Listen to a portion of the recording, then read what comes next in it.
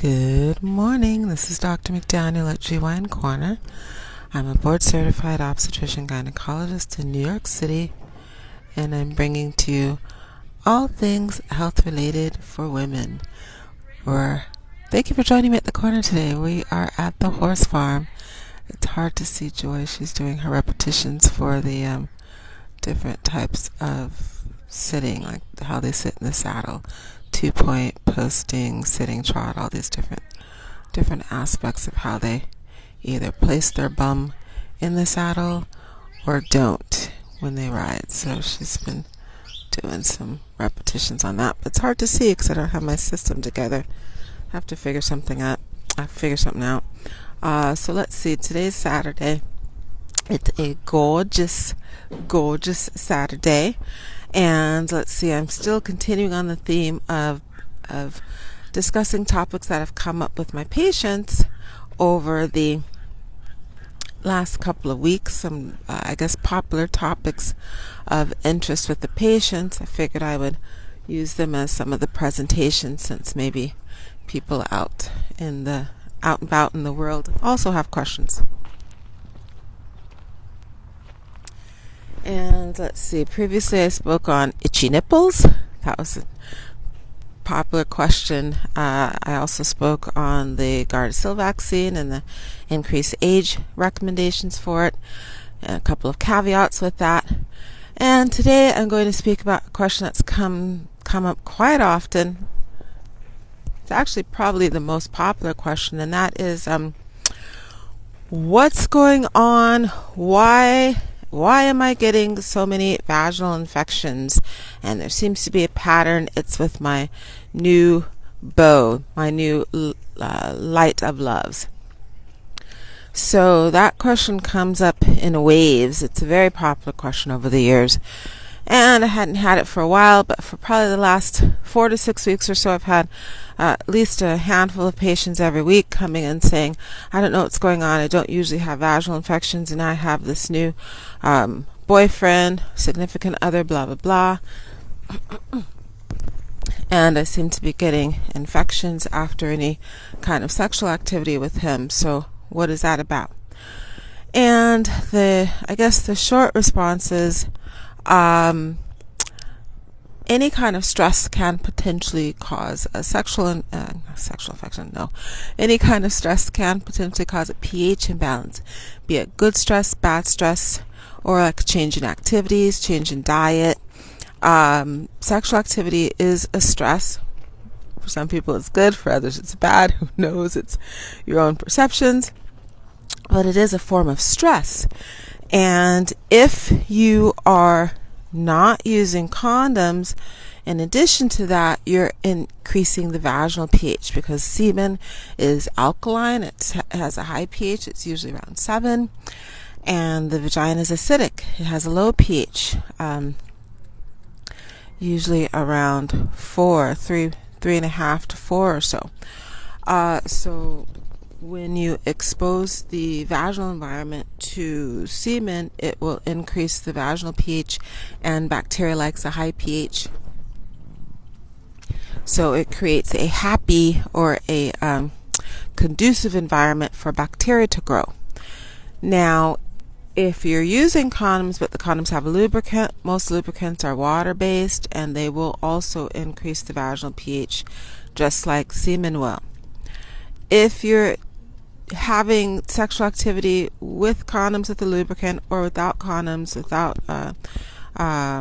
any kind of barrier to prevent exposure to semen, and especially if it's right after a menstrual cycle, blood also increases vaginal bacteria because, one, it has a nutritional source. We use blood-plated agars in microbiology labs to help grow the bacteria, and blood has a high pH, so it will also drift the vaginal pH upwards and onwards. So if any of those scenarios are present, you will always increase the vaginal bacteria. The question is, will it maintain that high pH and bacteria levels, or will it go down on its own naturally? Will your body's immune system be able to lower it? And that is an individual response. So and people say, well, some of the women will say, well, I never use condoms, we always just do withdrawal, and I've had no issues with anyone except this one person. Well, that's inexplicable, because as I like to tell people in the office, some people are allergic to Benadryl, and we use Benadryl for allergic reactions. It arrests allergic reactions, but some people are actually allergic to Benadryl. They can't take it, or they'll get an allergic reaction. So not everyone's body reads the manual and follows the rules of the road for scientific research. But the reality is, we can't explain why people respond in certain ways.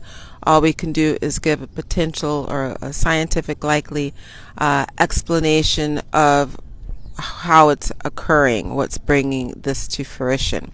So the reality is, if you're not using condoms, you never have issues, then you've just gotten away with it all these years, and obviously there's something about this one particular partner that's not allowing you to get away with it. Either the person himself, or maybe your circumstances now. Maybe you're more stressed out, good or bad stress, weddings or funerals, doesn't matter.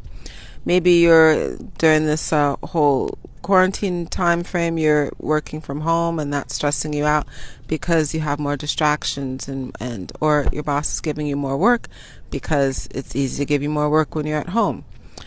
So who knows what the environmental circumstances are, but as we always say, vaginal infections are multifactorial, so that means lots of different reasons and issues can play a part in why someone gets an infection. So maybe your diet has changed now, so whereas before being exposed to the semen wasn't causing an issue, now it's causing an issue because you, in addition to being exposed to semen, you also have a lot of stressors that are weakening or undermining your immune system, so your immune system is not able to respond as quickly and swiftly and as strongly as it normally would have. So the catch is, you have to try to look at your environment when repetitive scenarios like this come up and decide exactly what may have changed and what you can institute to reverse that change. If it's always after any kind of sexual activity, simple answer is just to wear condoms or not use lubricants. If you do that and it still doesn't help, then I always recommend taking supplements for the immune system. If you boost and strengthen the immune system, that will always help minimize susceptibility to imbalances or infections. Now the catch is, that works for a lot of people, doesn't work for everyone. And when you take supplements to strengthen the immune system, you do want to take them for a solid 6-month block of time, because change is slow and your immune system is not going to respond in a 2 to 3 week time frame. It's going to need several months. So I hope that's been helpful information on why am I always getting infections after intimacy with a new partner. Have a great rest of your day. Bye.